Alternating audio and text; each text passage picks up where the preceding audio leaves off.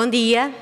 Bom dia a todos. Muito bom dia. Bem-vindos à 24ª edição da Expo RH.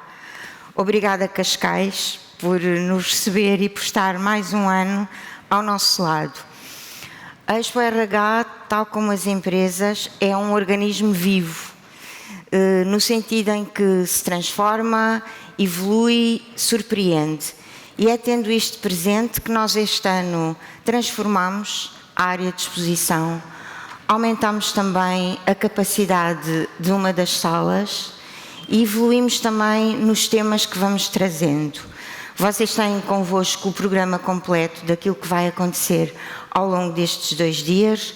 Recordo apenas que vamos falar de ética, de liderança, de desenvolvimento de competências, de recrutamento e de benefícios. Vamos falar também de sustentabilidade, sobretudo naquilo que impacta nas pessoas, de saúde mental e também do bem-estar financeiro dos colaboradores. Por isso é que falamos do valor do trabalho e de salários. Falamos também de empatia digital, de inteligência artificial nas suas diferentes vertentes e, finalmente, falamos de inteligência cultural. Se a inteligência emocional há muito que temos como presente o papel essencial que tem, cada vez mais também a inteligência cultural ocupa esse espaço, acolher e integrar aquilo que é diferente. A Expo RH é um espaço de encontro, um espaço de aprendizagem. Desejamos que estes sejam 2 dias plenos disso mesmo.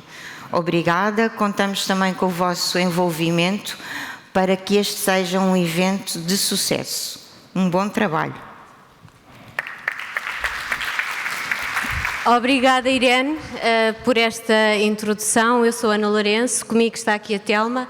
As duas vamos apresentar o evento nestas 2 salas e vão perceber que entre a Sala Menarini e a Sala Ceresco vão vendo as nossas caras nos dois palcos. Quero começar por agradecer também a todos os patrocinadores que fazem com que este evento também aconteça, a todos os parceiros, um especial obrigado ao nosso parceiro oficial, Câmara Municipal de Cascais, e a todos vocês que estão aqui presentes, porque sem vocês, para assistirem, para partilharem, para se envolverem connosco nestes 2 dias, não faz sentido ter este evento sem todos vocês desse lado.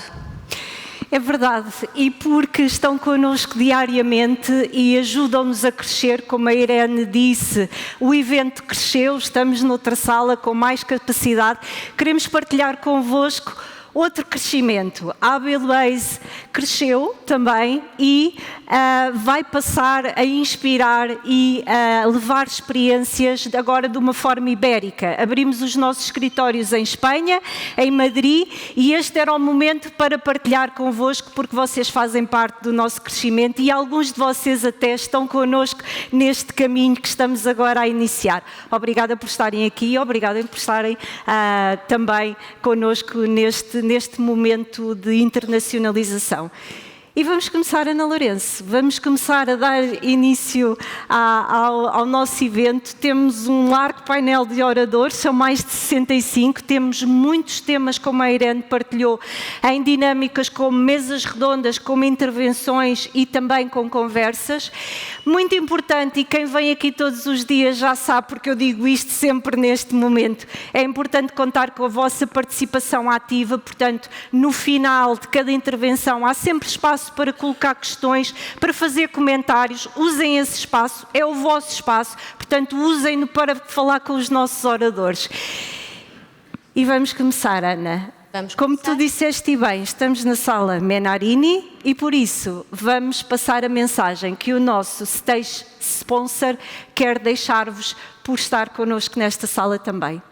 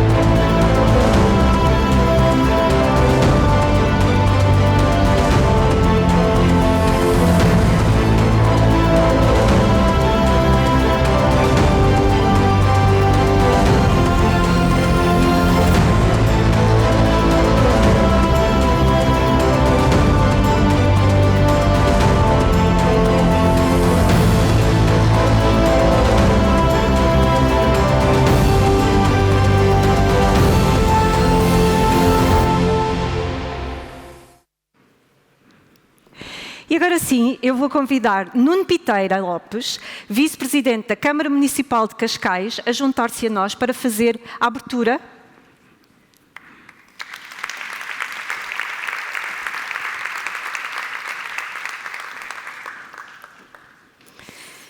Nuno Piteira Lopes, muito obrigada pela sua participação, pela sua presença. Vou então deixá-lo. Muito bom dia a todas, muito bom dia a todos. Sejam bem-vindos a Cascais, mais uma vez. Queria começar por agradecer à Raquel Rebelo, porque a nossa assinatura em Cascais é Cascais elevada às pessoas e nada melhor do que escolher Cascais para um fórum como este, que trata precisamente de assuntos relacionados com pessoas. E por isso, muito obrigado à Raquel por mais uma vez nos dar este privilégio de vos poder receber aqui durante estes 2 dias. Pessoas, são elas precisamente que estão no centro das nossas prioridades. E é para elas também que trabalhamos todos os dias para fazer do nosso concelho o melhor sítio para se viver um dia, uma semana ou a vida inteira. Sabemos também que para uma vida plena de felicidade é necessário que esta também se estenda à vida profissional. E por isso olhamos para a gestão de recursos humanos em Cascais como elevada importância. Uma política de recursos humanos bem estruturada é sempre um dos pilares fundamentais para o sucesso de qualquer organização, seja ela pública, seja ela privada. A gestão eficaz do capital humano é essencial para garantir não apenas a produtividade e a qualidade dos serviços prestados, mas também a satisfação e o bem-estar dos colaboradores. Nesse sentido, é necessário adotar uma abordagem estratégica, uma abordagem abrangente, que inclua desde o recrutamento até à valorização contínua das pessoas que compõem qualquer organização. O processo de recrutamento e a seleção é um dos primeiros passos para construir uma equipa sólida, uma equipa alinhada com os objetivos de qualquer entidade. A identificação das competências técnicas e comportamentais adequadas a cada função é crucial para evitar desajustes que podem comprometer o desempenho individual, mas também o desempenho coletivo. Além disso, a diversidade no recrutamento é um fator que enriquece as dinâmicas organizacionais, promove a inovação e estimula a criatividade. A inteligência artificial, que tem vindo a desempenhar um papel crescente na otimização e nas práticas de recursos humanos. Ferramentas baseadas em inteligência artificial podem hoje ser utilizadas para tornar o recrutamento mais eficiente, ajudando na triagem de currículos, ajudando na identificação de candidatos mais alinhados à exigência de qualquer posição. No futuro, a inteligência artificial poderá contribuir para o mapeamento de competências internas, para a criação de programas de formação personalizados e até para monitorizar indicadores de satisfação dos colaboradores. A sua utilização deve ser bem implementada, mas, acima de tudo, respeitar sempre os princípios éticos de forma a melhorar as condições de trabalho e permitir uma gestão mais equilibrada e mais informada. Outro aspecto central que vos queria falar hoje, numa boa política de recursos humanos, é a definição de uma remuneração justa e adequada. Um sistema salarial transparente, associado a benefícios competitivos, alinhado ao desempenho e alinhado com o mercado, não só atrai e retém talento, como também contribui para a motivação e o envolvimento das equipas. Além disso, é importante que a política salarial seja periodicamente revista para se ajustar a contextos económicos e sociais em constante transformação. A liderança. A liderança é um dos elementos que mais influencia a cultura organizacional e o clima laboral de qualquer instituição. Lideranças modernas, lideranças inspiradoras são fundamentais para fomentar a confiança, a comunicação e a cooperação. Os líderes devem ser capazes de motivar as suas equipas, de alinhar esforços individuais com aquilo que são os objetivos estratégicos da organização e promover um ambiente de trabalho inclusivo e respeitoso. Uma boa prática de recursos humanos deve, por isso, considerar o equilíbrio entre aquilo que é a vida profissional e a vida pessoal de qualquer colaborador. Medidas como horários flexíveis, teletrabalho e programas de apoio ao bem-estar são, por isso, cada vez mais valorizadas e podem ter um impacto significativo naquilo que é a produtividade e a satisfação dos colaboradores. Felizmente, nos últimos anos, a gestão de recursos humanos tem sofrido muitas alterações naquilo que é o seu paradigma. Nos dias de hoje, o Departamento de Recursos Humanos deixou de ser apenas aquele local onde se processam salários ou se vão marcar as férias.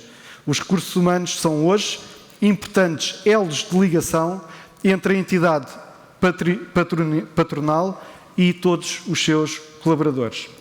Esta relação, em que as duas partes importam de facto, é por isso fundamental para o sucesso de qualquer organização, seja ela pública, seja ela privada. Muito obrigado e bom dia de trabalho.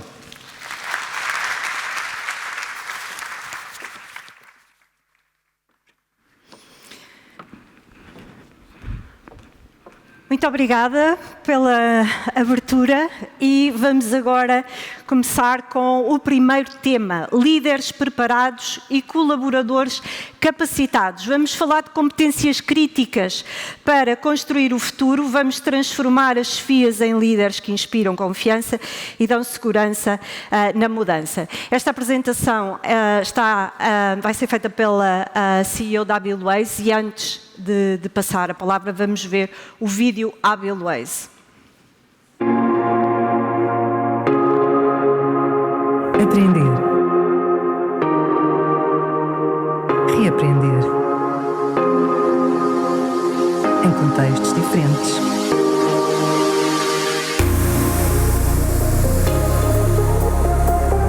Aprender uns com os outros.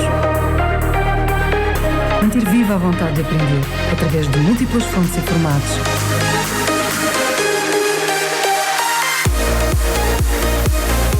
Criar experiências de aprendizagem formais e informais. Abilways. Acreditamos no poder de conhecimento.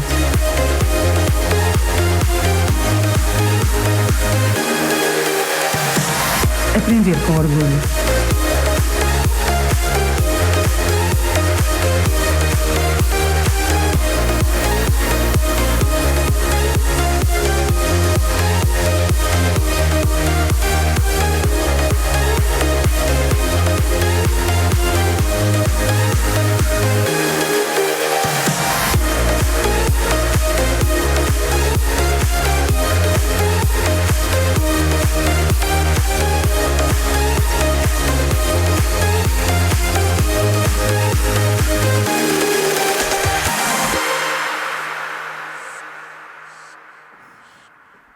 Líderes preparados e colaboradores capacitados. Peço então à CEO da Abilways Portugal e Espanha, Raquel Rebelo, que se junte a nós para dar início à sua apresentação.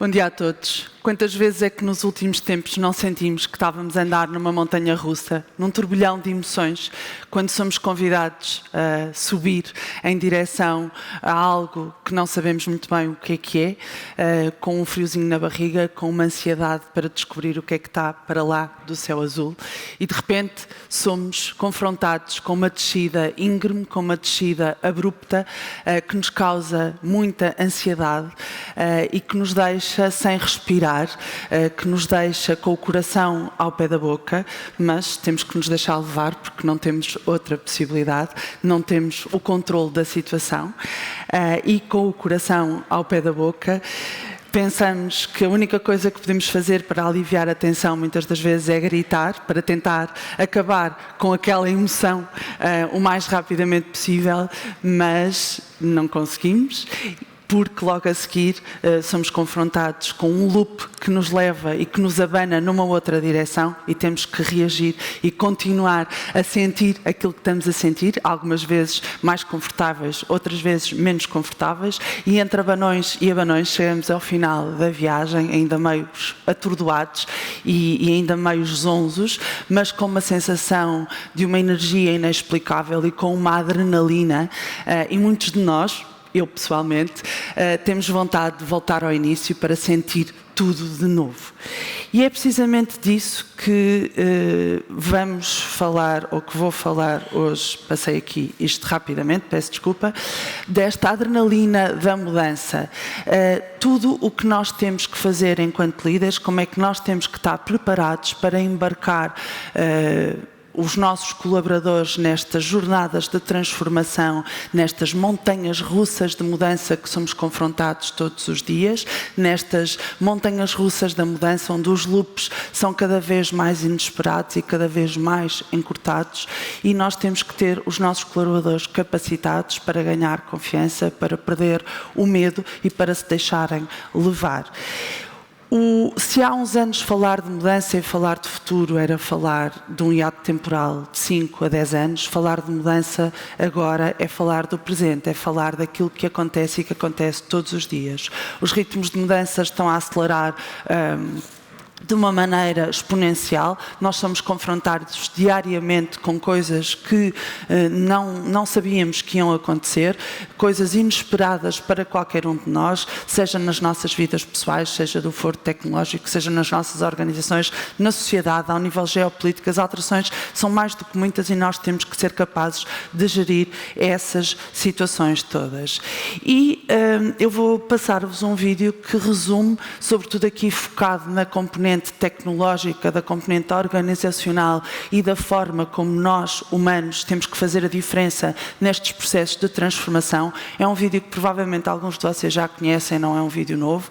É um vídeo de um futurista que se chama Gerd Leonard e que se chama Mudança ao Quadrado, mas é um vídeo que transmite esta mensagem da aceleração dos ritmos de mudança de uma maneira muito clara e que eu não podia deixar de partilhar convosco. Podem então passar o vídeo, por favor?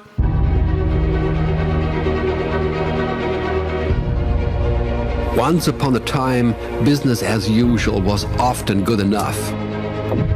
No more. Where we are going, good enough is dead. In a world where everything is connected, where everything is equally excellent, where performance is reaching perfection, there's only one space left to innovate in: you. Right now, you are a central point in the raging tornado of change fueled by digitization, mobilization, augmentation, disintermediation, automation. Well, the list goes on. Science fiction is becoming science fact. Think about self-driving cars or computers that can learn and think. The way we work will never be the same. The skills we need will be dramatically different. Winning or losing are now happening faster than ever before. So what's your response?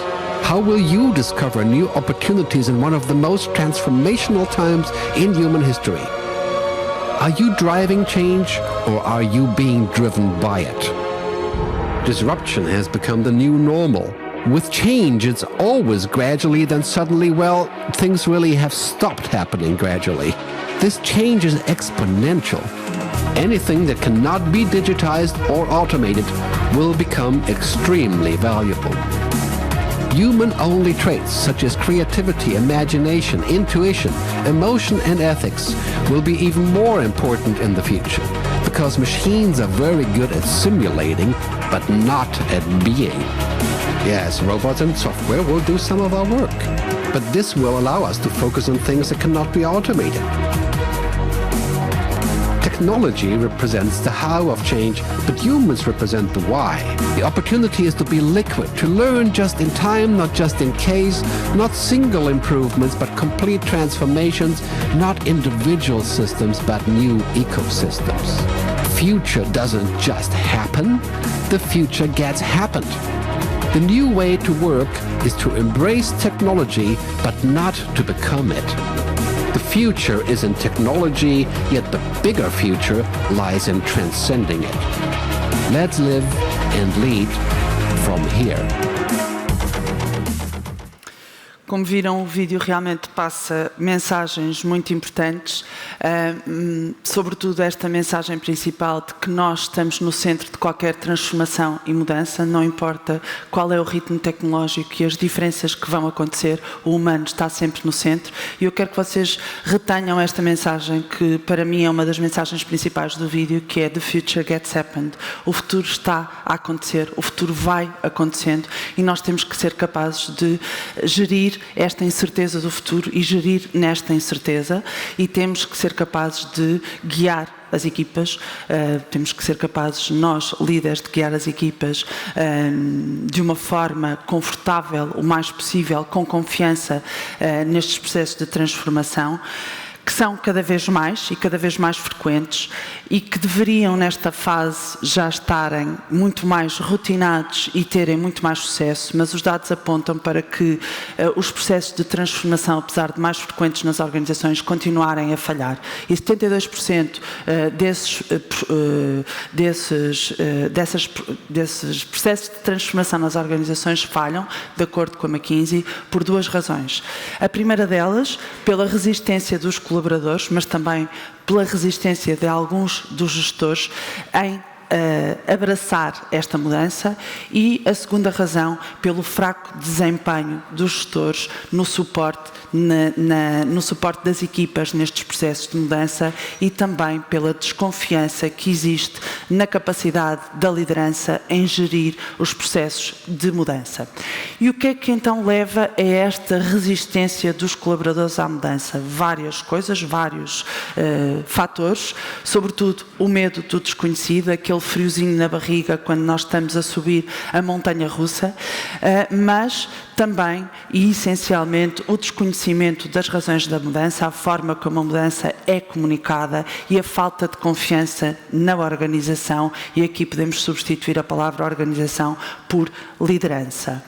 A forma como a mudança é comunicada faz com que os colaboradores se sintam irritados e ansiosos. Os colaboradores sentem que, a maioria das vezes, a mudança não é comunicada de uma forma clara, não lhes são dadas todas as informações necessárias para os ajudar a perceber o que é que está em cima da mesa, o que é que têm que fazer, o que é esperado de cada um deles nestes processos de mudança, e isso faz com que eles se tornem cada vez mais resistentes a querer mudar e a querer colaborar nos processos de transformação organizacional. Mas, por outro lado, há uma desconfiança e uma falta de confiança na organização e nas lideranças, como dizia há pouco. Por um lado, os colaboradores, cerca de 27%, apenas 27% dos colaboradores consideram que as suas chefias estão capacitadas para os liderar, para os chefiar, para os guiar nestes contextos de mudança. E, por outro lado, ao nível dos líderes, esta falta de confiança existe e é bastante vincada. Por um lado, apenas um em cada três CEOs confia nas suas lideranças mais séniores, e apenas 46%, menos de metade dos líderes de topo, confiam plenamente nos líderes operacionais, nos líderes de terreno, naqueles líderes de proximidade que estão muito mais próximos com as suas equipas para tomar decisões em contextos de mudança. Estamos claramente perante uma crise de liderança, claramente aqui a liderança posta em causa num contexto de transformação e mudança e neste turbulhão de mudanças permanente que leva a que nós tenhamos que olhar de uma forma muito cirúrgica para a capacitação dos nossos líderes, sobretudo dos líderes mais operacionais, daqueles líderes de terreno, mas de uma forma global para todos nós enquanto líderes de equipa, enquanto chefes de equipa. Quando às vezes falamos de líderes temos sempre a ideia de que estamos a falar do topo da cadeia ou dos líderes de topo. Não, coordenadores de equipas, chefes de equipas, todos esses são lideranças e essas lideranças têm um papel fundamental nestes processos de transformação e têm que estar capacitados. Nós identificamos aqui algumas competências críticas que consideramos quer os líderes, quer os colaboradores têm que desenvolver para abraçar esta mudança e construir este futuro que vai acontecendo. Estas competências foram identificadas por nós num documento que anualmente a Abilways divulga, que é o Keep in Mind, o Keep in Mind 2025. Alguns de vocês já deverão ter recebido o Keep in Mind por e-mail ou devem ter sido impactados nas redes sociais, e se não foram, desafio-vos a perceber o que é este documento. É uma análise de conteúdo, é o resultado da análise de conteúdo que nós internamente fazemos, das partilhas que centenas de gestores de pessoas e líderes de organizações fazem nos eventos de aprendizagem à Abilways, e nós traduzimos em competências que guiam a evolução das nossas equipas, e estas foram as competências que nós identificamos este ano. A ética, a colaboração, a decisão baseada nos dados, a gestão da sustentabilidade, a inteligência cultural, o autocuidar, o dilatar a eficácia pessoal e agitar as nossas lideranças. Alguns desses temas vão ser falados ao longo do dia nas duas salas aqui do evento. Eu vou detalhar algumas considerações sobre aquilo que nós entendemos ser cada uma destas competências e o que é que tem que ser feito. Primeiro, respirar ética. A ética está no centro da atuação de cada um de nós enquanto pessoa e de cada um de nós enquanto líderes.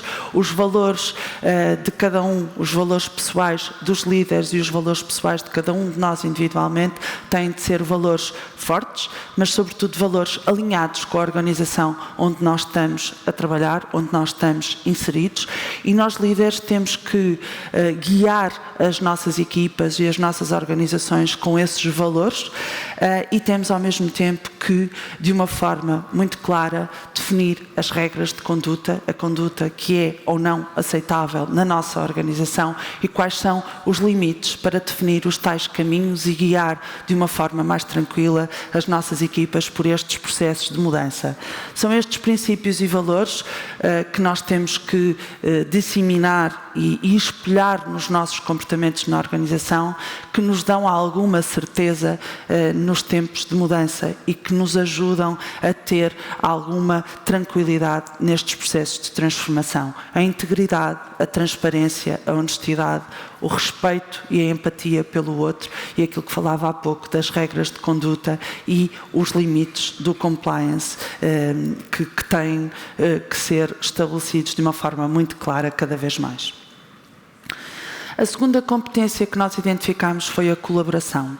A importância de criar e de co-criar redes de colaboração para criarmos proximidade entre todos e aumentarmos os níveis de confiança das nossas equipas. Criarmos ecossistemas de colaboração e partilha, onde as pessoas se sentem seguras para experimentar, onde é seguro errar e continuar a aprender e arriscar nessa aprendizagem.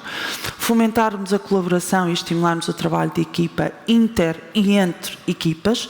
Promover uma comunicação clara, uma comunicação interpessoal de proximidade, construir parcerias com universidades na transferência tecnológica, parcerias com a comunidade, parcerias com outras empresas, para trabalharmos em rede e darmos alguma rede de sustentação nestes processos de transformação.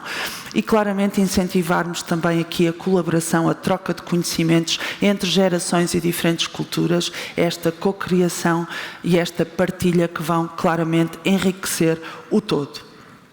A terceira competência que foi evidente que está em cima das nossas mesas é aquilo que chamamos de datificar.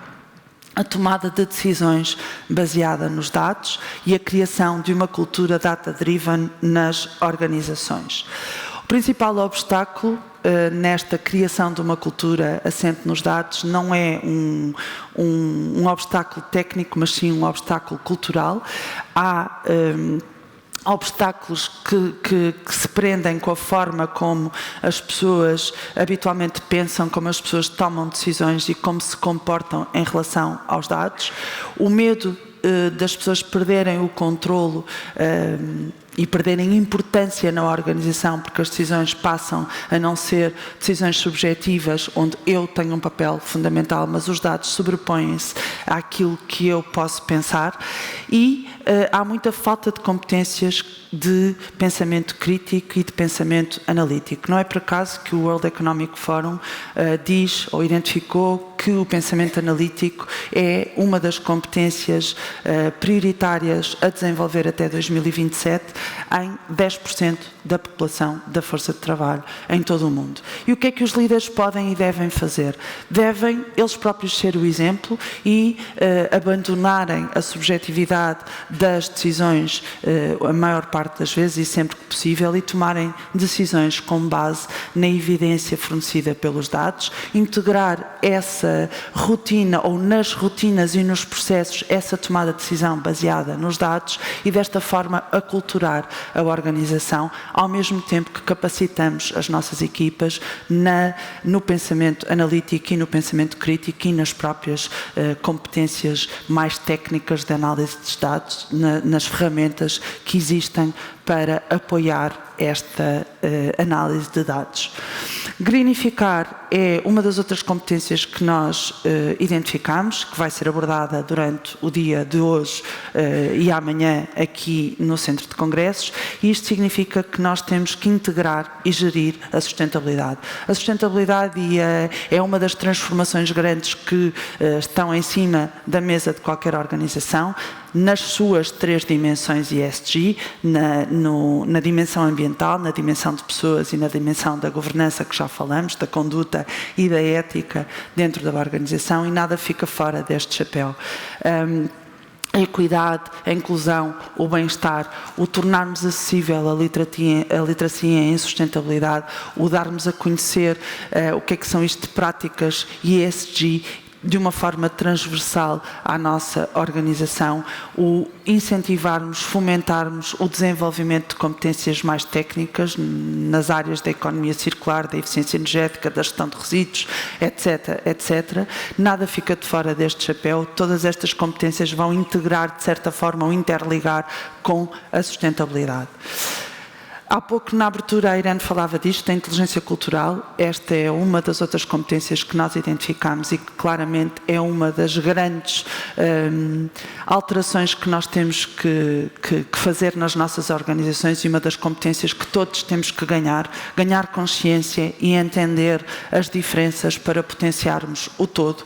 Apesar de 80% de nós, 80% da população ativa hoje trabalharmos com pessoas de outras culturas, apenas 24% dos líderes operacionais consideram a inclusão parte da cultura organizacional ou uma parte forte dessa cultura organizacional. Claramente nós temos que impulsionar a nossa consciência cultural, nós temos que ser capazes de entender as diferenças dos valores culturais, temos que ser cada vez mais inclusivos, aceitar e integrar a diferença nas nossas organizações, e isto é válido do chão de fábrica, da operação aos líderes de topo. Temos que nos adaptar e adaptar os estilos de trabalho e promover o multilinguismo nas nossas organizações.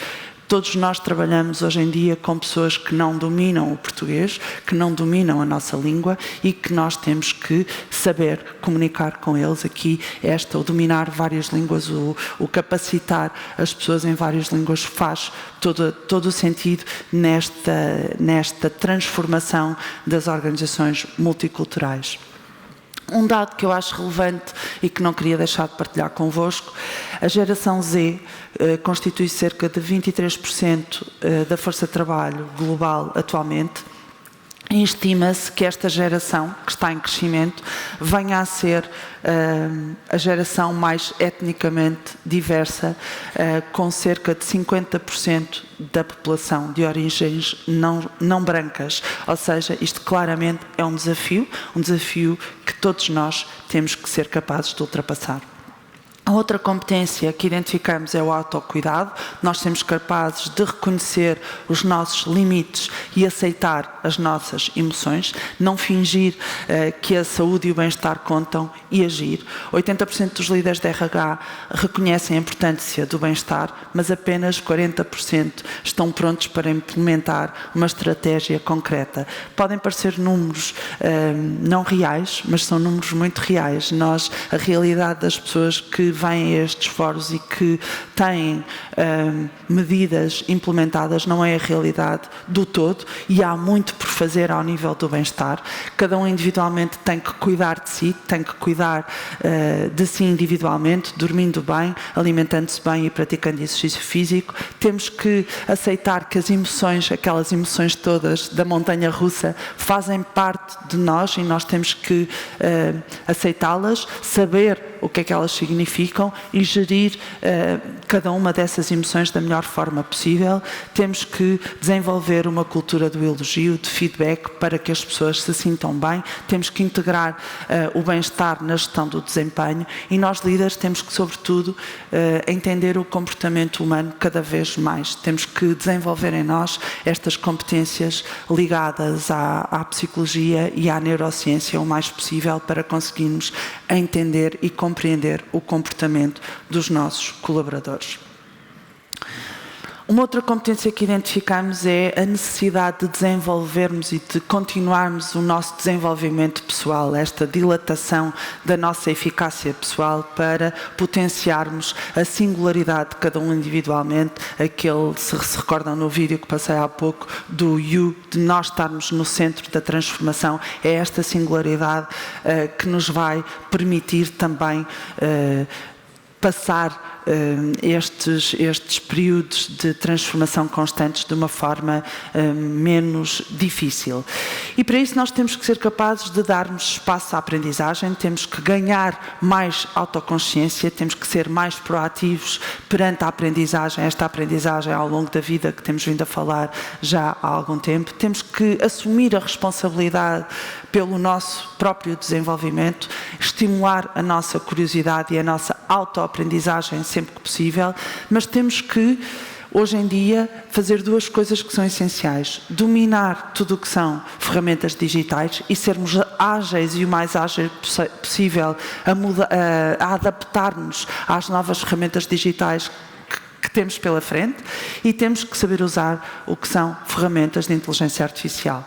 42% das tarefas empresariais vão ser automatizadas até 2027 e se nós não formos capazes de nos adaptar a esta digitalização e a esta automação, não vamos ter sucesso com a nossa empregabilidade e neste mercado de trabalho. E chegamos à última competência que identificamos, que é o agitar as lideranças. O que é que eu entendo como agitar as lideranças?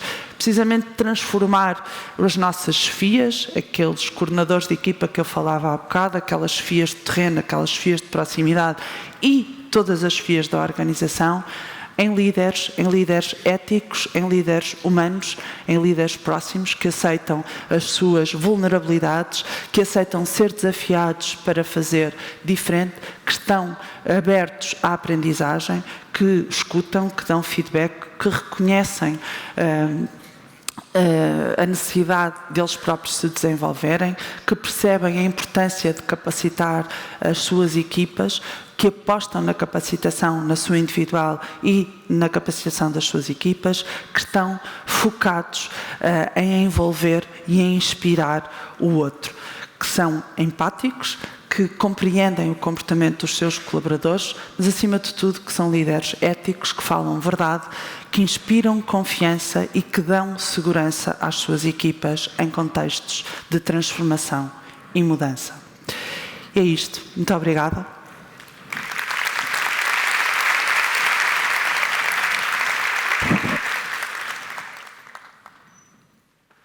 Sou eu. Só aqui um momento para não acontecer nada nesta escada. Obrigada, Raquel, pela tua apresentação. Chegou agora o vosso momento e gostávamos de abrir agora alguns minutos para colocarem questões ou fazerem comentários à apresentação da Raquel Rebelo, CEO da AbilWays Portugal e Espanha, para quem chegou entretanto. Estivemos a falar aqui do nosso primeiro tema. Alguma questão? Está um pouco confuso, um pouco movimentado, sim, algumas pessoas a entrar e a sentarem-se. Eu não consigo ver bem por causa da luz, mas não vejo nenhuma mão no ar. Não. Raquel, obrigada pela tua apresentação. Fica connosco. Entretanto, a Raquel também vai estando por aí. Se quiserem colocar alguma questão que se lembrem, mais daqui a pouco podem fazê-lo. Vamos passar agora para o primeiro grande tema, o primeiro bloco de temas da manhã, ética, a espinha dorsal das organizações, e é precisamente sobre ética que vamos falar agora na próxima mesa redonda. Como construir uma cultura de ética. E eu convido já a juntar-se a mim Helena Gonçalves, coordenadora do Fórum de Ética da Católica Porto Business School, a juntar-se a nós e pode, portanto, ficar aqui nesta cadeira azul. Também Eduarda Gaspar, da Worth, André Alves, da NOS, e Irene Moreira, da AbilWays Portugal, que será a moderadora deste tema sobre riscos éticos da organização, pauta ética mínima para a organização, os cumprimentos habituais. Portanto, Helena, Eduardo e André. Irene Moreira. Irene, a palavra é sua agora durante os próximos minutos. Volto no final. Calma. Boa conversa e até já. Obrigada. Antes de mais, agradecer-vos o terem aceito o nosso convite para falarmos aqui um pouco sobre ética e como construir a ética dentro das organizações. Já aqui foi referido por várias vezes, apesar de ainda estarmos no início da manhã, a palavra ética já se destaca aqui. E começávamos precisamente começava por pedir à Helena Gonçalves, enquanto investigadora de ética organizacional, antes de passarmos ao debate, que nos fizesse aqui um enquadramento do que é uma cultura de ética. Quais são os pilares dessa cultura de ética? Sim, por favor. Tá? Obrigada a todos. Obrigada pelo convite e obrigada também aqui aos nossos convidados de mesa redonda. Bom, realmente, tudo que foi dito até agora, portanto, esta primeira intervenção resume-se, parece-me, a tentar perceber exatamente o que é uma cultura ética, porque esta cultura ética vai acabar tudo isso que nós estávamos a dizer até agora. Só ainda antes de um enquadramento, na minha perspectiva, a ética não se impõe, propõe-se. E, portanto, não vale a pena nós dizermos que os nossos colaboradores têm que ser éticos ou que os nossos gestores têm que ser éticos, porque isso não vai acontecer. Eles têm que perceber porquê que querem e porquê que têm que ser, e se querem ser éticos, portanto, propõe-se. E depois também, eu profundamente não acredito que haja mudança. A mudança emerge. E, portanto, por isso é que a mudança falha tanto. Nós, gestores, muitas vezes somos convencidos que vamos fazer um enorme, um fantástico projeto de mudança de qualquer coisa, seja de sistemas de informação, seja de estruturas, seja do que for, mas a mudança não acontece exatamente por causa destas resistências todas que sempre aconteceram e vão continuar a acontecer. Por isso, provavelmente o mais interessante está a tentar perceber o que é verdadeiramente e como se constrói, como se faz emergir uma cultura ética. Do ponto de vista teórico, nós, no Fórum de Ética da Católica Porto Business School, que é onde nós fazemos mais investigação na área não só investigação, mas também conhecimento e passagem de informação para as empresas, nós trabalhamos com com uma definição de ética e com uma definição de cultura, que eu acho que é bastante importante reter aqui. Primeiro, O que é ética? Nós usamos uma definição de Paul Ricoeur, que é o primeiro filósofo contemporâneo que utiliza a definição da ética com a palavra instituições. E isto é absolutamente relevante porque, para além da ética pessoal e individual, é muito importante perceber que todos nós vivemos em instituições, seja uma empresa, seja uma organização, seja um governo, seja uma organização sem fins lucrativos, instituições. E, portanto, essas instituições também têm obrigatoriamente o dever de se criarem e se constituírem como organizações justas. A definição do Paul Ricoeur é: a ética é a procura da vida boa, e a vida boa, no contexto aristotélico, é a procura do bem, e, portanto, é a procura, o que significa que nunca se alcança, o que significa que isto é melhoria contínua. Nós não somos, a empresa hoje não é ética e ponto final, vai sendo como nós, vamos tendo determinadas ações. E, portanto, é a procura da vida boa, com e para os outros, em instituições justas. E, portanto, quando nós falamos de ética, só falamos sempre, obrigatoriamente, em relação. A ética não existe na pessoa, a ética existe na relação com outra pessoa, com outras instituições, seja como for, sempre em relação. Portanto, primeiro, a definição de ética é a procura da vida boa com e para os outros em instituições justas. E o que é uma instituição justa?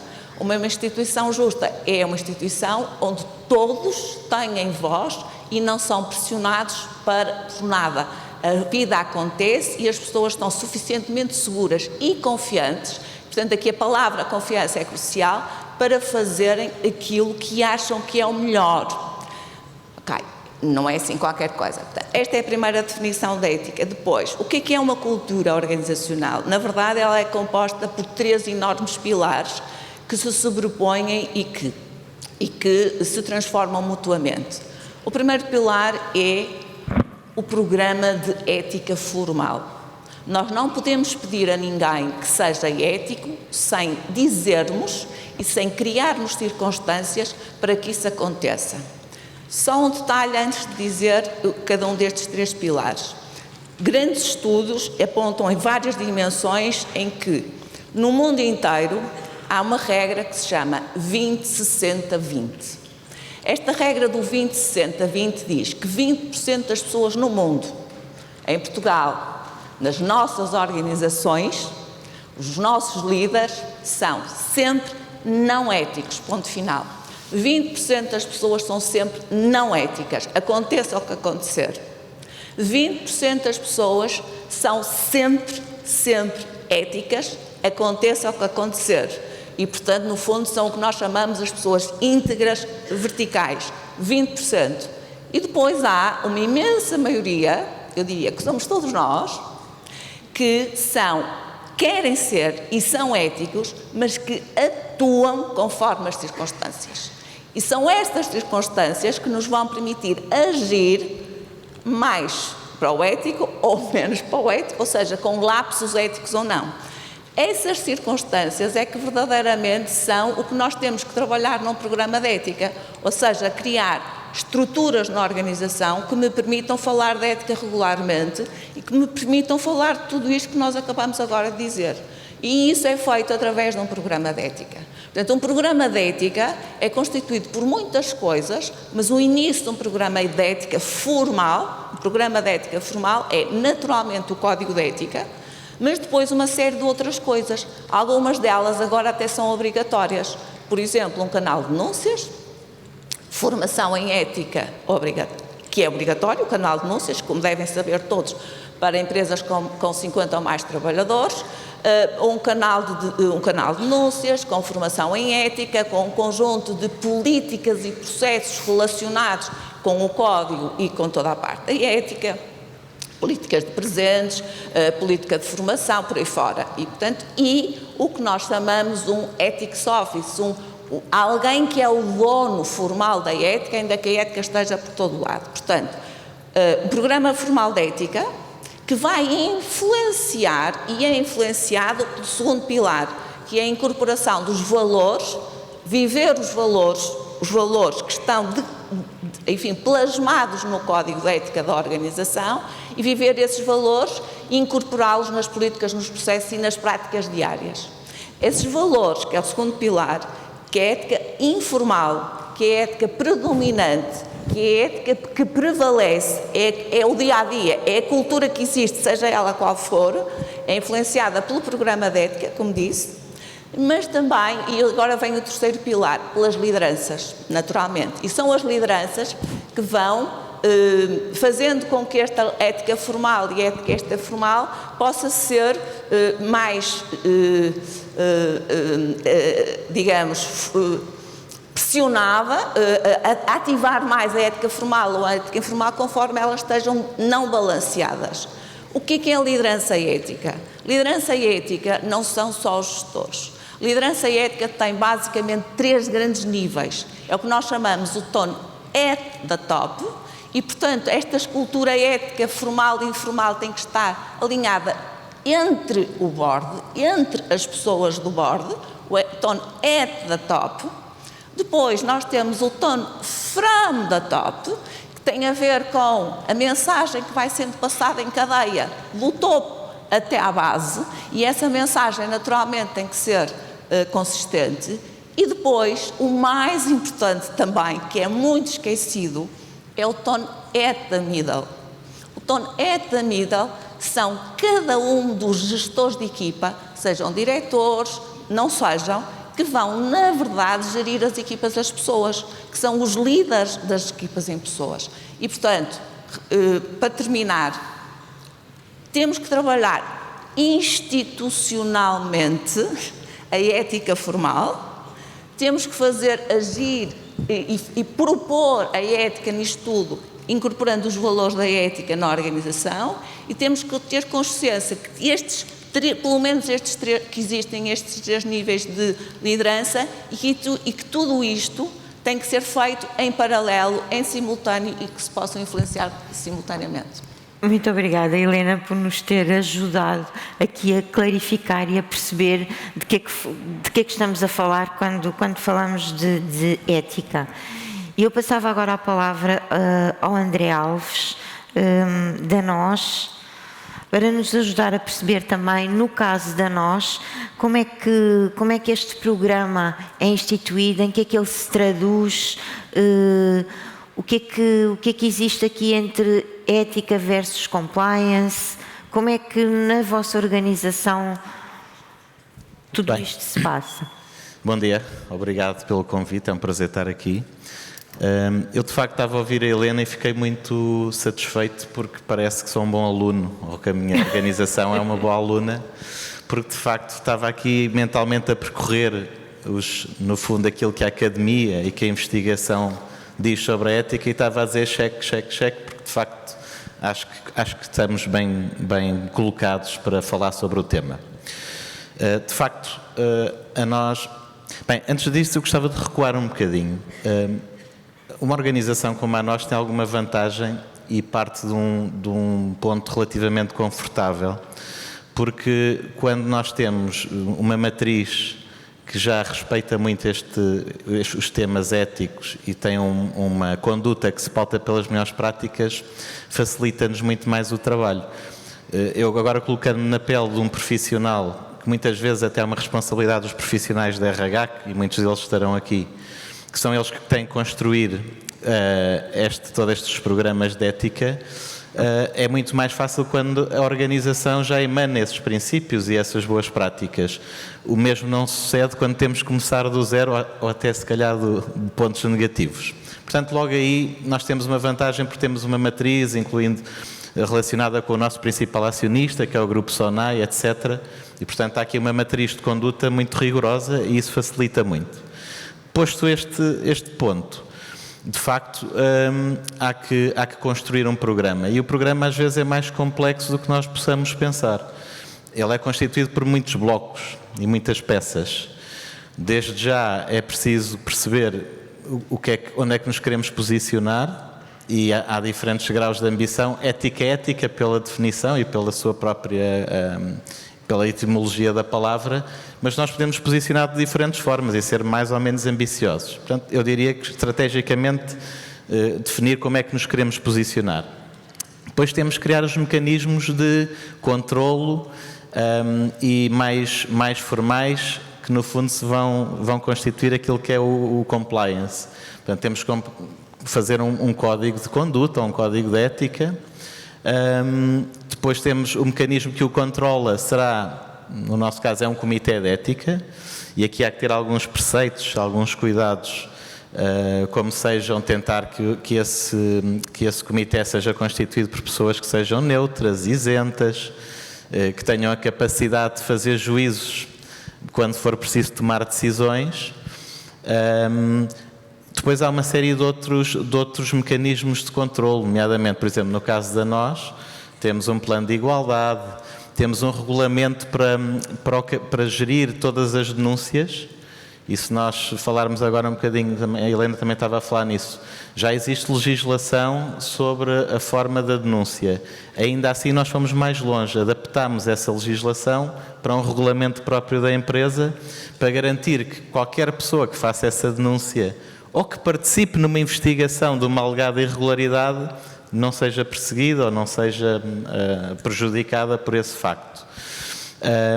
E depois há toda a parte do contribuir para que isto fique enraizado na cultura, porque quem toma decisões éticas não são as organizações, são as pessoas, e quando estamos a falar de pessoas temos necessariamente que fazer formação, essa também é obrigatória, e aqui recomendo, já numa lógica de sugestão, fazer formação de largo espectro, porque isto é um tema que tem que ser mesmo transversal. Depois podemos targetizar e fazer uma para líderes, uma para to all, mas temos que ter a consciência de que esta mensagem tem que chegar a toda a gente e, portanto, o e-learning é uma boa ferramenta para isso. E fazer, incentivar a reflexão para o tema também em toda a organização. No caso concreto da nós, por exemplo, nós fazemos talks com pessoas de referência sobre o tema. Nós temos cases expostos para todas as pessoas, em que, por exemplo, falamos de casos que aconteceram no setor das telecomunicações, em que a ética não foi cumprida e quais foram as consequências. Posso dar aqui um exemplo. Na China Telecom, um funcionário foi subornado por uma multinacional fornecedora.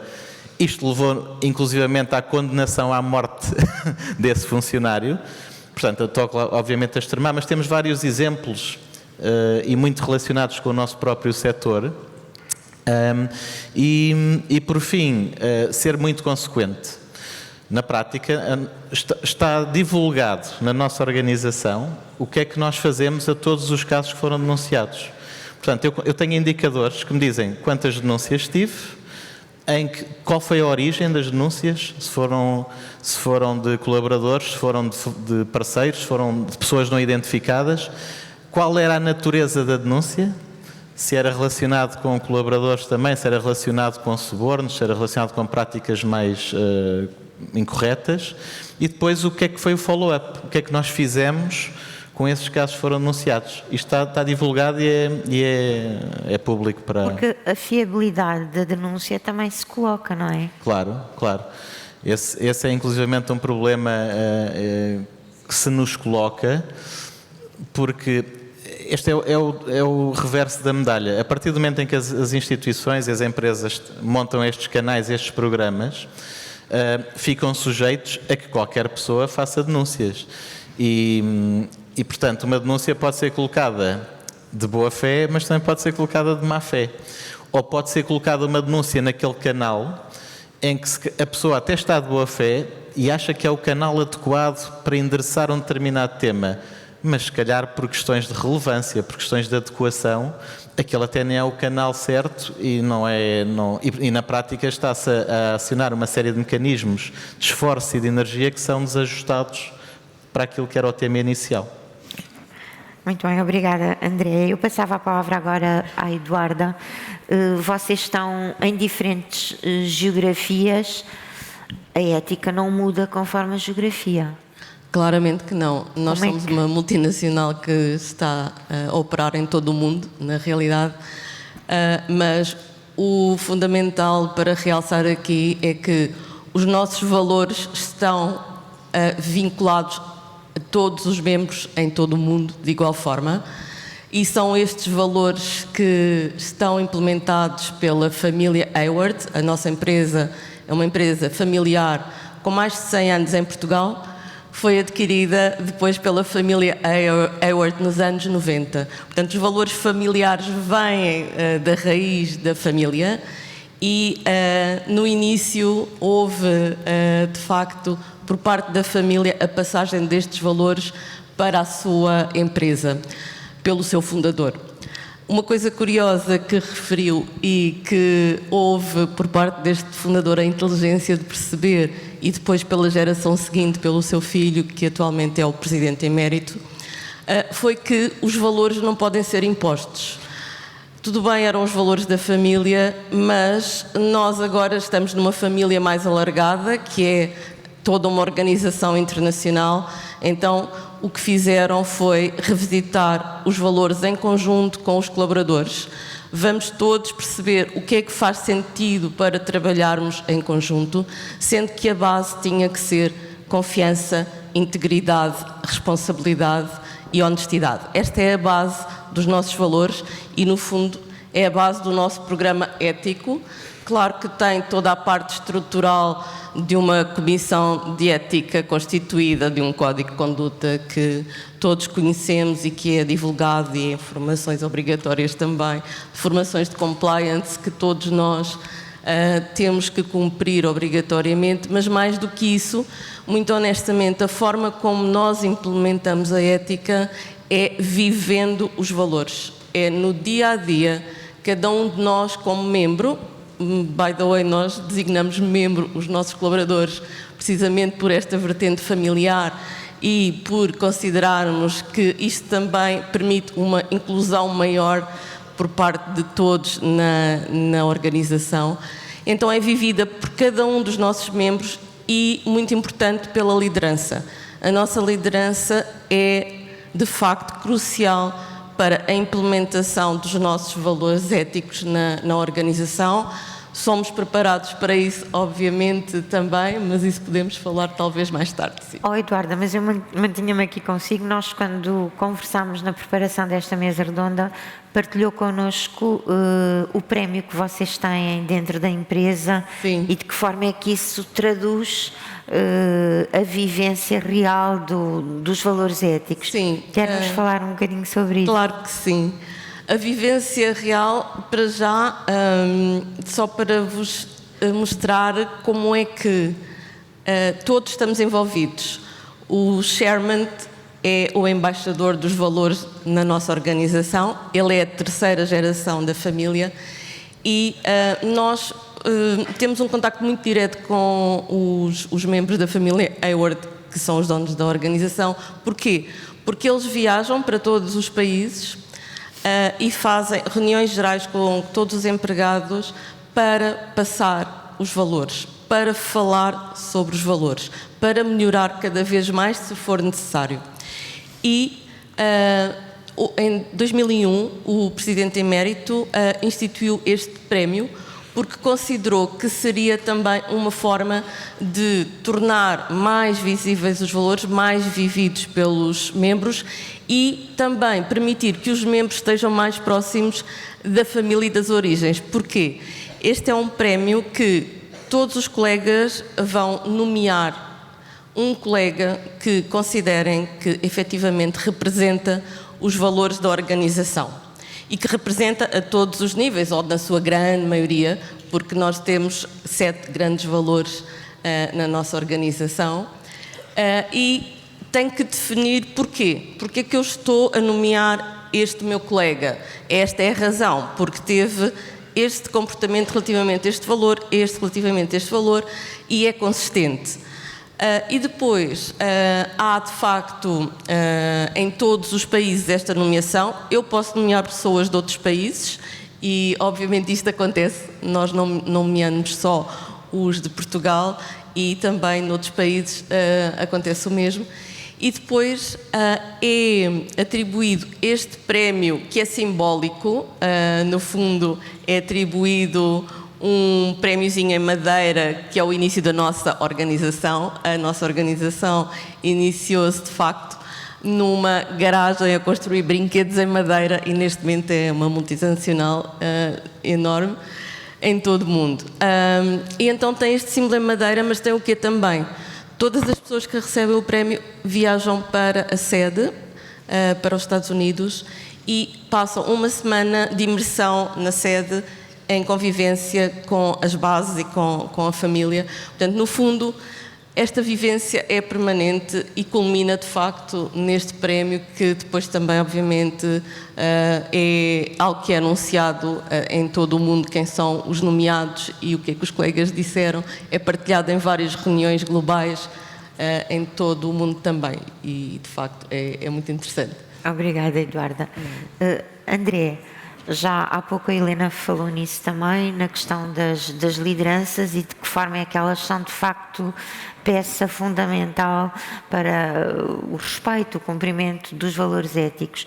Numa organização com a vossa dimensão, como é que vocês garantem que a todos os níveis da liderança esses valores são comuns e são respeitados? Bem, aqui vamos entrar um bocadinho mais no campo de atuação daquilo que é, no fundo, a gestão dos recursos humanos, que é o meu métier, que é, de facto, há várias formas de o fazer. A formação já foi bastas vezes referida, podemos fazê-la de forma segmentada para a liderança. Nós assumimos que quem faz a gestão das pessoas são as lideranças. Os recursos humanos são um facilitador. E nesse sentido o que nós temos que fazer é dar as condições para que eles tenham as ferramentas para depois conseguirem gerir bem estes temas. Para além disso, nós imbuímos no nosso próprio modelo de avaliação a questão dos valores que a Helena também falava e dos princípios de liderança. Nós dividimos um bocadinho, splitamos aqui em dois esta temática. E, na prática, os valores aplicam-se a toda a organização, o que significa que nós avaliamos toda a organização pelos valores da nós, porque, no fundo, é a forma como as pessoas se comportam, é para incentivar os comportamentos que queremos que reflitam aquilo que é a nossa cultura, mas para a liderança nós sentimos que era preciso ir um bocadinho mais além, era preciso trabalhar aquilo de forma específica.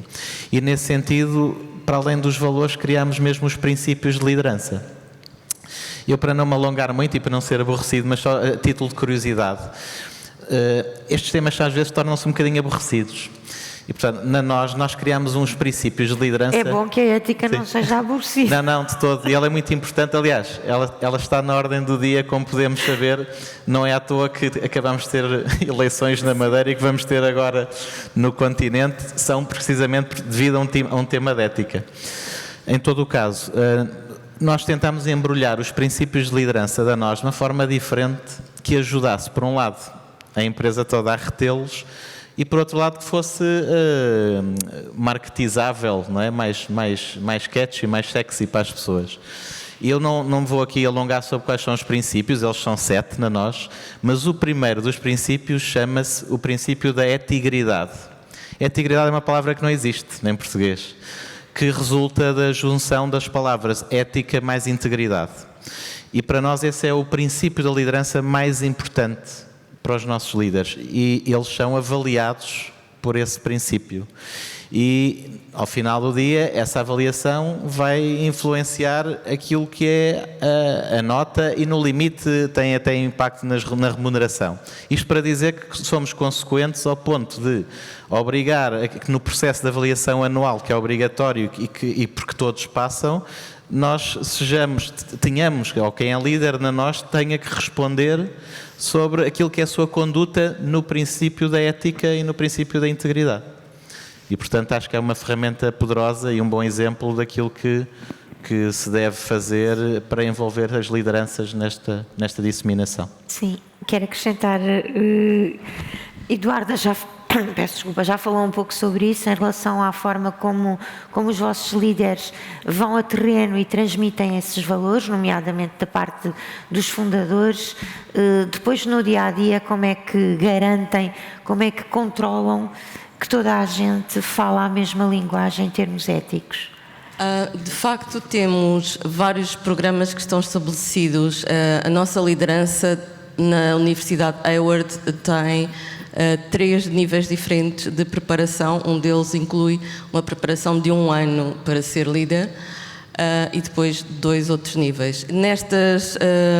Nestes programas trabalha-se muito toda a questão ética e, essencialmente, a gestão de conflitos e a gestão de decisões difíceis. No fundo, às vezes, a ética passa também por aí. Então, os nossos líderes são, acima de tudo, preparados, primeiro que tudo. Depois, como falou e muito bem, todos nós somos avaliados pelos nossos valores em toda a organização. Os líderes com, obviamente, uma predominância diferente. Mas, em termos de instrumentos, na verdade, a avaliação de desempenho é importante, mas eu considero que o mais importante é o nosso Engagement Survey, onde o nosso inquérito de clima organizacional, onde nós obtemos informação por parte de todos os membros daquilo que efetivamente temos que melhorar. E cada um dos nossos líderes faz um programa, um plano de ação com as suas equipas e depois juntamos todos os planos de ação em conjunto para, efetivamente, todos os anos vamos melhorar um pouquinho mais. É um dos nossos valores, está enraizado, lá está, vive-se. E neste momento, em Portugal e Espanha, estamos a implementar ainda um outro novo programa onde o plano de ação aqui vai incidir no quê? No cuidar da saúde mental dos nossos membros de uma forma ainda mais profunda. Então estamos cada vez mais a apostar no cuidar do outro, mas também permitir o autocuidado, como se falava há pouco. E claro, os nossos líderes são chave para isto, mas temos obviamente também os instrumentos para medir, para permitir, temos dados para trabalhar. Sim. E para permitir melhorar efetivamente e caminhar para o sucesso. Muito bem, obrigada.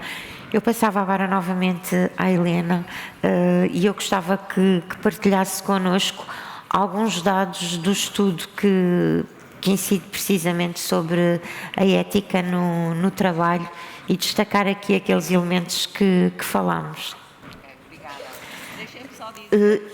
Helena, mas peço-lhe só para... Sim, não pode assentar o microfone, foi a indicação que recebi.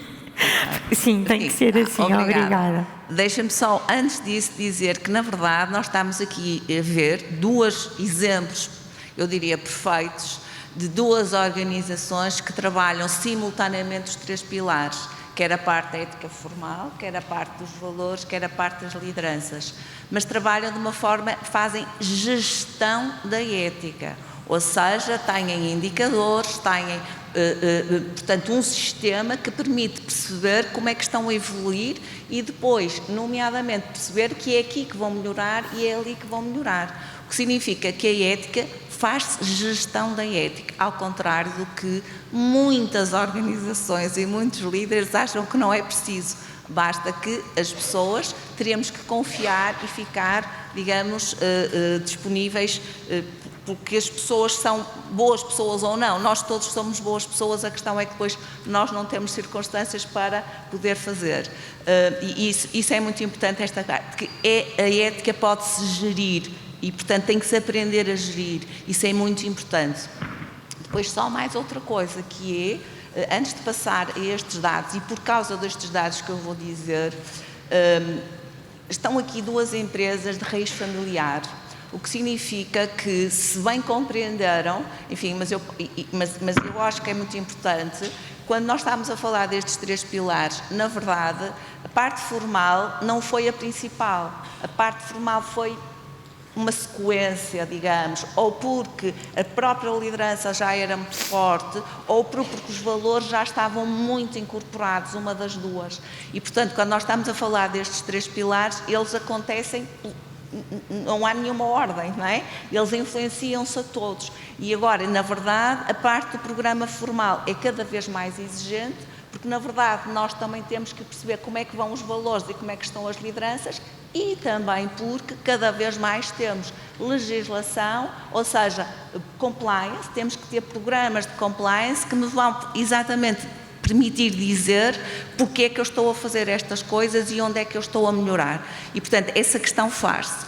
E porquê que isto é muito importante? Tem muito a ver com o que acabou de dizer, nós temos que fazer diagnósticos de cultura ou de clima ou de engagement, como queiram dizer. Normalmente nós falamos de clima ético e não de cultura ética, porque a cultura é mais profunda, portanto, no fundo, são vários inquéritos de clima que me vão permitir dizer como é que é a cultura, que a cultura demora muito mais tempo, o clima é aquilo que se vê este ano, ou inquéritos de survey de engagement, enfim, de engagement, como muitas vezes lhes chamam. Nós, no Fórum de Ética da Católica Porto Business School, introduzimos, desde 2018, Portugal, num estudo internacional muito importante que acontece há 20 anos, que é um estudo que se chama Ethics at Work, do Institute of Business Ethics. Este estudo vem desde 2018 e permite-nos avaliar de 3 em 3 anos a evolução de todos os temas éticos, neste momento, em 2014, que foi o último survey de 16 países, repito, e que Portugal está desde 2018. Portanto, nós temos já uma consciência muito grande desta evolução e, sobretudo, dos temas que podem ser perguntados às pessoas. E o que eu vos convido também é a usarem muitas destas perguntas nos vossos surveys para poderem comparar o que acontece na vossa empresa e comparar com o que acontece em Portugal e o que acontece com os outros países todos, que são 16, ou com a média dos outros países. O que eu vos tenho aqui, por exemplo, que nós escolhemos, foi as perguntas que nós fazemos sobre a liderança. Este estudo. E, portanto, nós sobre a liderança temos, por exemplo, uma pergunta que tem a ver: a alta direção leva a ética muito a sério?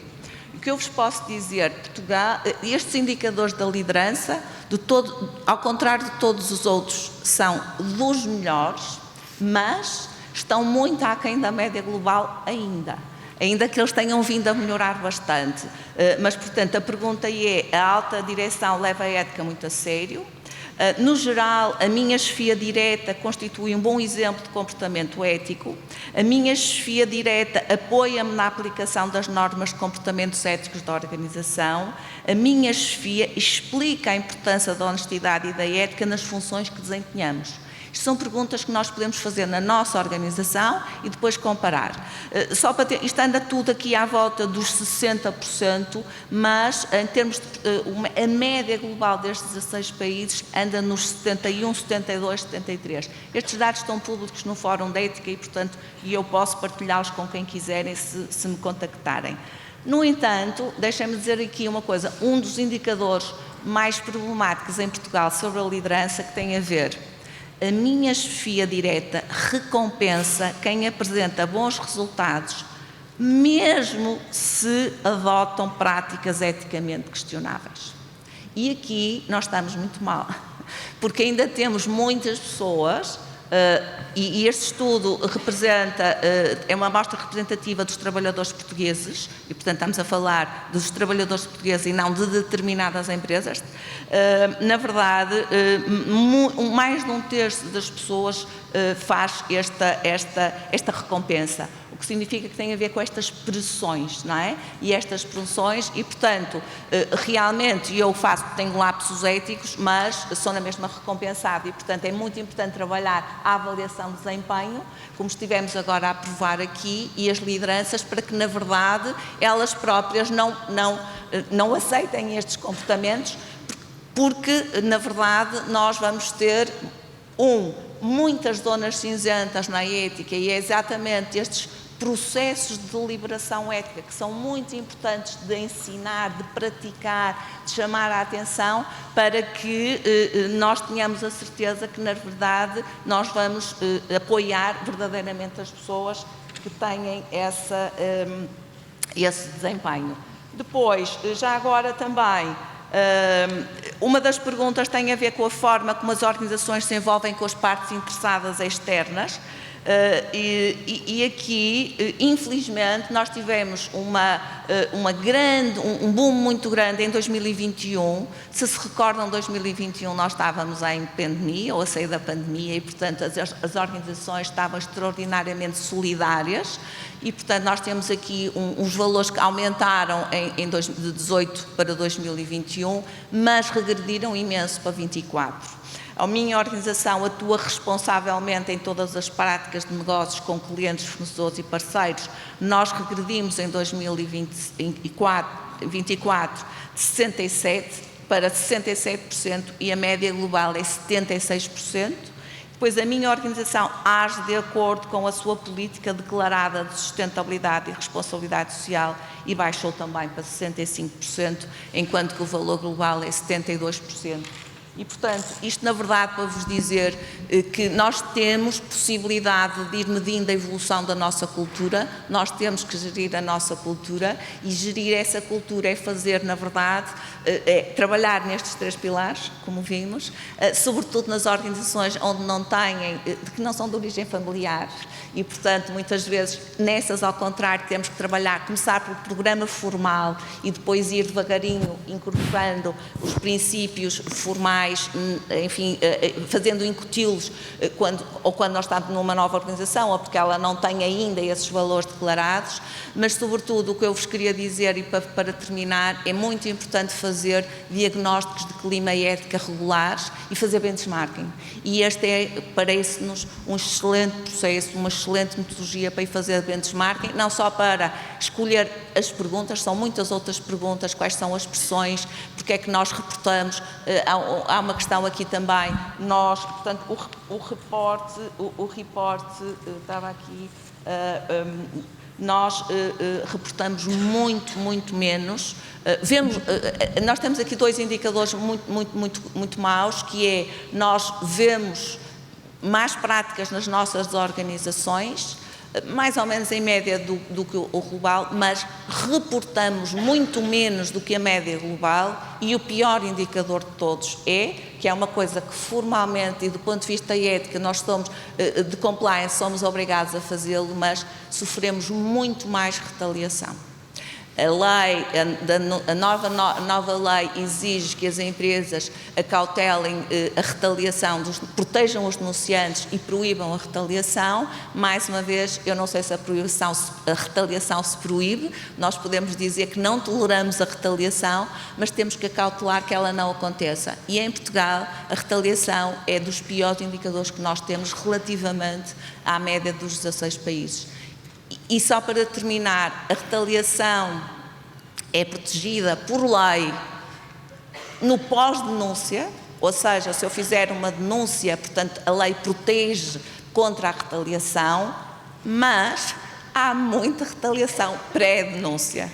E, portanto, nós temos que, na verdade, acautelar isso. Como é que nós acautelamos isso? Helena, eu gostava agora de passar também a palavra aqui a única maneira que nós achamos que e é a grande mensagem, e talvez a única mensagem que eu vos queria passar nós só conseguimos fazer isso criando espaços seguros de reflexão regulares, institucionalizados. Ou seja, a organização tem que prever que, por exemplo, em todas as reuniões mensais, ou onde queiram, se faça regularmente de ética, exatamente para eu não ter medo, para eu poder dar voz, para eu dizer o que me preocupa nesta organização, mesmo sem ter que reportar, falar o que me preocupa. Sim, porque a verdade é que por muito regulamentado, por muito definido que tudo isso esteja, as pessoas não reportam porque no limite têm medo. Claramente. E têm medo porque na prática não é o que está definido num código de ética, mas aquilo que é vivido. Exatamente. Que acaba por impactar em cada uma delas. Eu gostava de passar aqui também a palavra a todos vocês, alguém que queira colocar alguma pergunta, que queira partilhar alguma situação que também traduza isto que estivemos aqui a falar.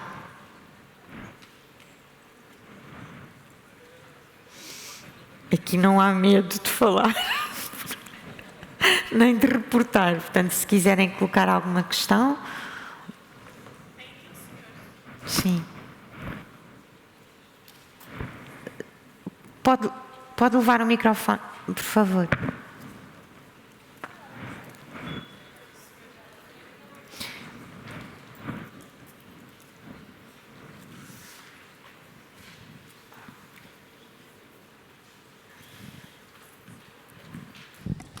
Olá, bom dia. O meu nome é Miguel Nunes, estou aqui, portanto, pertenço à empresa Autoestradas do Atlântico. Eu queria só colocar uma questão relativamente, precisamente, a esta última abordagem. Como é que nós culturalmente podemos contrariar o medo?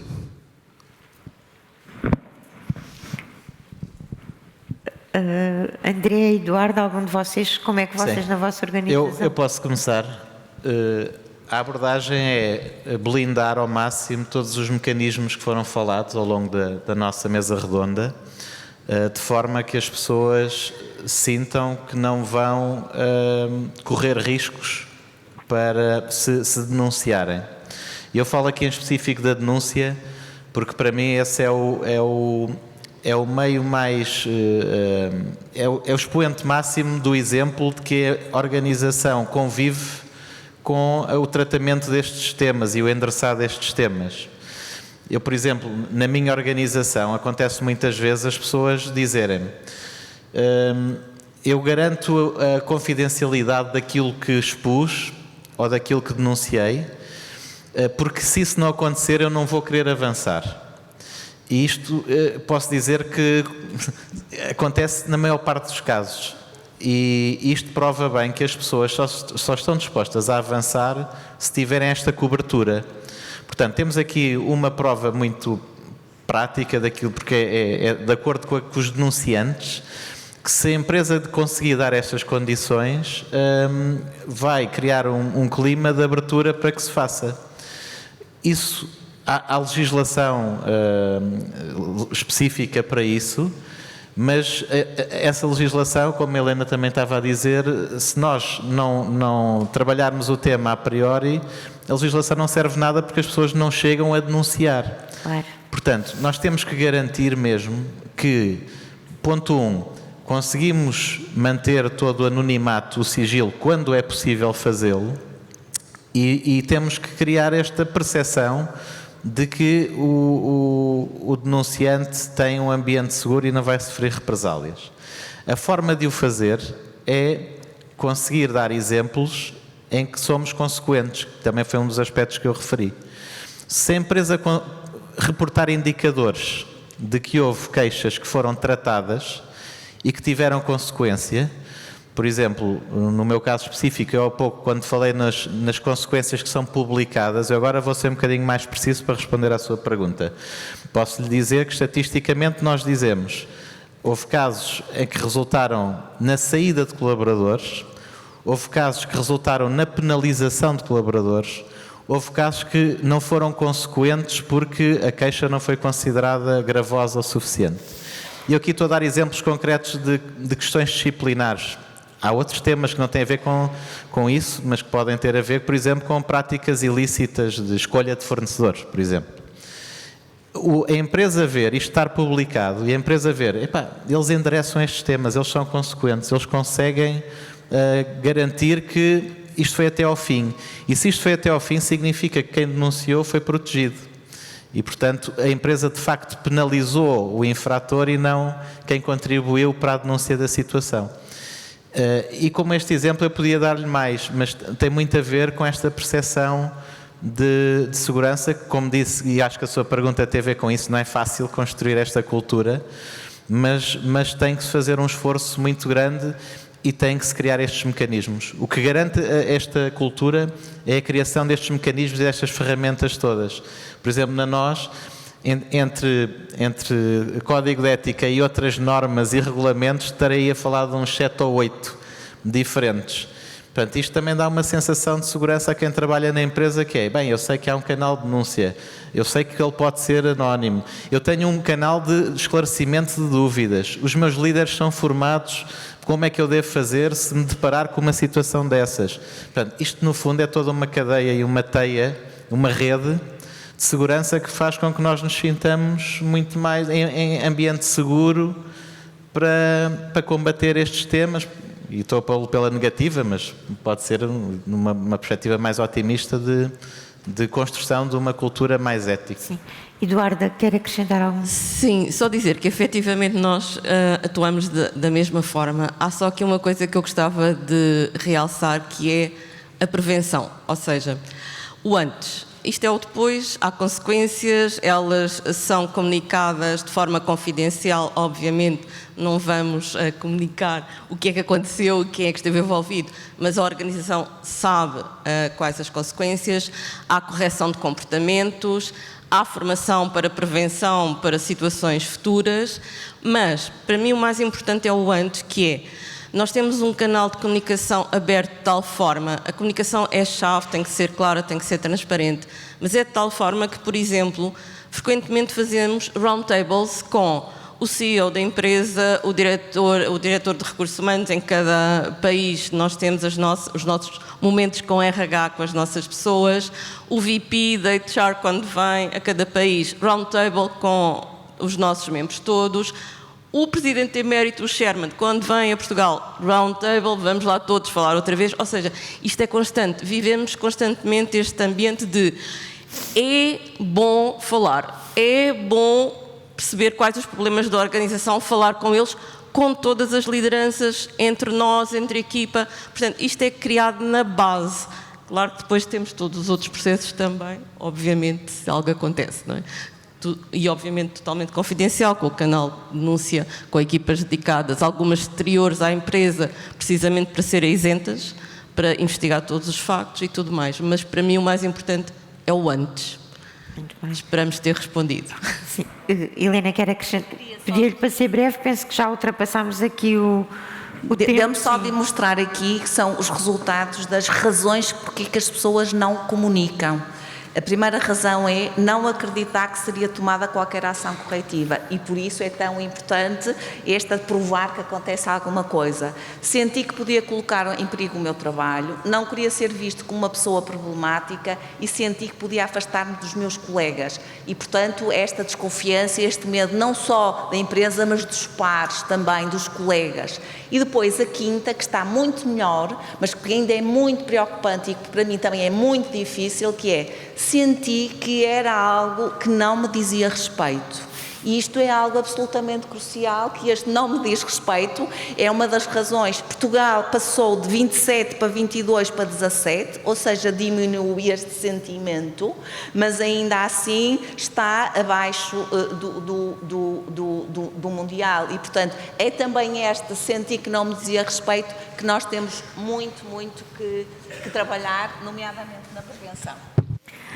Muito obrigada. Concluímos aqui. Obrigada aos três pela vossa presença e partilha. Até já.